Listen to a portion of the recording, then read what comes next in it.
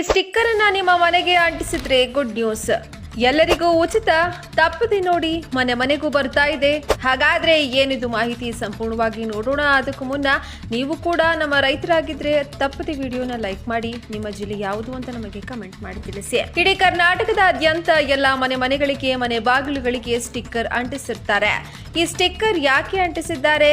ಈ ಸ್ಟಿಕ್ಕರ್ ಅಂಟಿಸಿಕೊಳ್ಳದಿದ್ರೆ ಏನಾಗುತ್ತೆ? ಇದರಿಂದ ಸ್ಟಿಕ್ಕರ್ ಅಂಟಿಸಿರುವ ಮನೆಗೆ ಯಾವ ರೀತಿ ಲಾಭ ಆಗಲಿದೆ? ಈ ಸ್ಟಿಕ್ಕರ್ ಅನ್ನು ಅಂಟಿಸಿದ ಮೇಲೆ ಯಾವೆಲ್ಲ ಪ್ರಯೋಜನಗಳು ದೊರೆಯುತ್ತವೆ? ಸ್ಟಿಕ್ಕರ್ ಅಂಟಿಸಿರುವ ಮನೆಗಳಿಗೆ ಸರ್ಕಾರದಿಂದ ದೊರೆಯುವಂತಹ ಸೌಲಭ್ಯಗಳಾದ್ರೂ ಏನೋ? ಈ ಸ್ಟಿಕ್ಕರ್ ನಲ್ಲಿ ಏನೆಲ್ಲ ಇದೆ? ಈ ಸ್ಟಿಕ್ಕರ್ ಯಾಕೆ ಅಂಟಿಸುತ್ತಿದ್ದಾರೆ? ಬನ್ನಿ. ಕರ್ನಾಟಕ ರಾಜ್ಯದ ಹಿಂದುಳಿದ ವರ್ಗಗಳ ಆಯೋಗವು ಇಡೀ ರಾಜ್ಯದ ಎಲ್ಲ ಪ್ರತಿ ಮನೆಗಳಿಗೂ ಈ ಸ್ಟಿಕ್ಕರ್ ಅನ್ನು ಅಂಟಿಸ್ತಾ ಇದ್ದಾರೆ. ಈ ಸ್ಟಿಕ್ಕರ್ನ ಅಂಟಿಸುವ ಮೂಲಕ ರಾಜ್ಯದಾದ್ಯಂತ ಇದೇ ಸೆಪ್ಟೆಂಬರ್ ಅಂದ್ರೆ ಇದೇ ತಿಂಗಳಿನಿಂದ ನಿಮ್ಮ ಮನೆಗಳಿಗೆ ಬರ್ತಾ ಇದ್ದಾರೆ. ಇದೇ ತಿಂಗಳು ಸೆಪ್ಟೆಂಬರ್ 22ರಿಂದ ಇಡೀ ಕರ್ನಾಟಕದಾದ್ಯಂತ ಪ್ರತಿಯೊಂದು ಮನೆಗಳಿಗೂ ಭೇಟಿಯನ್ನ ನೀಡ್ತಾ ಇದ್ದಾರೆ.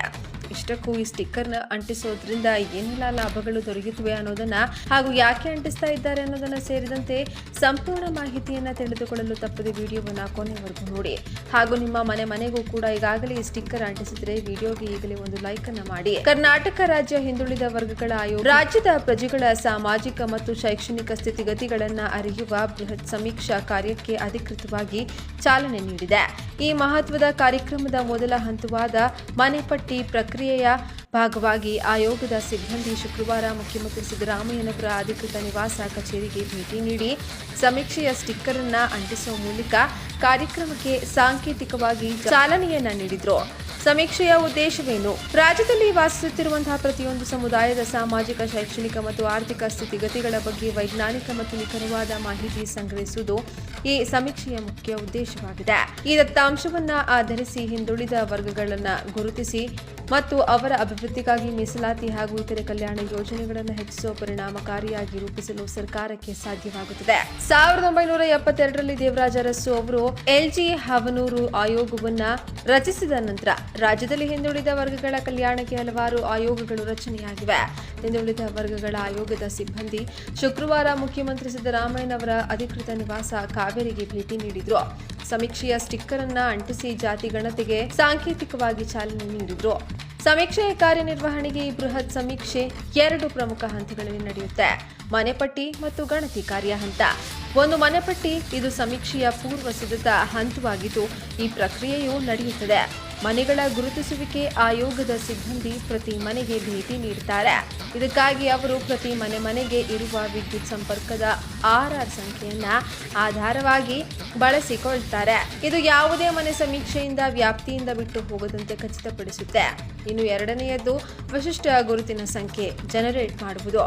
ಪ್ರತಿ ಮನೆಗೆ ಭೇಟಿ ನೀಡಿದಾಗ ಸಿಬ್ಬಂದಿಯು ಆ ಮನೆಗೆ ಒಂದು ನಿರ್ದಿಷ್ಟವಾದ ಮನೆ ಐಡಿಯನ್ನ ಜನರೇಟ್ ಮಾಡ್ತದೆ. ಈ ಐಡಿಯನ್ನ ಒಳಗೊಂಡ ಸ್ಟಿಕ್ಕರ್ ಅನ್ನ ಆ ಮನೆಯ ಬಾಗಿಲಿಗೆ ಅಂಟಿಸಲಾಗುತ್ತೆ.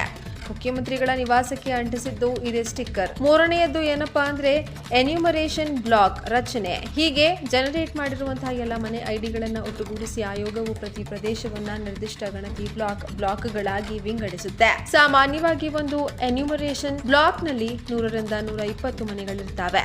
ಈ ಬ್ಲಾಕ್ಗಳನ್ನ ರಚಿಸೋದ್ರಿಂದ ಗಣತಿ ಕಾರ್ಯವನ್ನ ವ್ಯವಸ್ಥಿತವಾಗಿ ನಡೆಸಲು ಸಾಧ್ಯವಾಗುತ್ತೆ. ಹಂತ 2 ಗಣತಿ ಕಾರ್ಯ.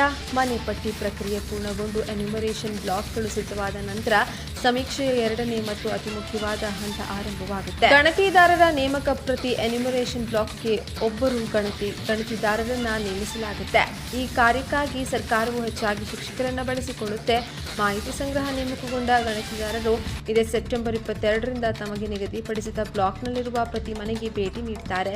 ಅಲ್ಲಿ ಅವರು ಆಯೋಗವು ಸಿದ್ಧಪಡಿಸಿರುವಂತಹ ಪ್ರಶ್ನಾವಳಿಯನ್ನ ಬಳಸಿ ಕುಟುಂಬದ ಪ್ರತಿಯೊಂದು ಸದಸ್ಯನ ವಿವರಗಳನ್ನ ಸಂಗ್ರಹಿಸುತ್ತಾರೆ. ಹಂತ 3 ಸಂಗ್ರಹಿಸಲಾಗಿರುವಂತಹ ಮಾಹಿತಿ. ವೈಯಕ್ತಿಕ ಮಾಹಿತಿ: ಹೆಸರು, ವಯಸ್ಸು, ಲಿಂಗ, ಶೈಕ್ಷಣಿಕ ಅರ್ಹತೆ, ಉದ್ಯೋಗ, ಸಾಮಾಜಿಕ ಮಾಹಿತಿ, ಜಾತಿ, ಉಪಜಾತಿ, ಧರ್ಮ, ಮಾತೃಭಾಷೆ, ಆರ್ಥಿಕ ಸ್ಥಿತಿಗತಿ, ಆದಾಯದ ಮೂಲ, ಕುಟುಂಬದ ಒಟ್ಟು ಆದಾಯ, ಆಸ್ತಿಪಾಸ್ತಿ ವಿವರಗಳು, ಸರ್ಕಾರಿ ಸೌಲಭ್ಯಗಳು, ಕುಟುಂಬವು ಪಡೆದಿರುವಂತಹ ಸರ್ಕಾರಿ ಯೋಜನೆಗಳ ವಿವರ. ಎಲ್ಲ ಮಾಹಿತಿಯನ್ನು ಸಂಗ್ರಹಿಸಿ ಆಯೋಗವು ಅದನ್ನು ಕ್ರೋಢೀಕರಿಸಿ ವಿಶ್ಲೇಷಿಸಿ ಅಂತಿಮವಾಗಿ ಸರ್ಕಾರಕ್ಕೆ ವರದಿಯನ್ನ ಸಲ್ಲಿಸಿದೆ. ಈ ವರದಿಯು ರಾಜ್ಯದ ಭವಿಷ್ಯದ ನೀತಿ ನಿರೂಪಣೆಯಲ್ಲಿ ನಿರ್ಣಾಯಕ ಪಾತ್ರ ವಹಿಸೋದು ನಿರೀಕ್ಷೆ ಇದೆ.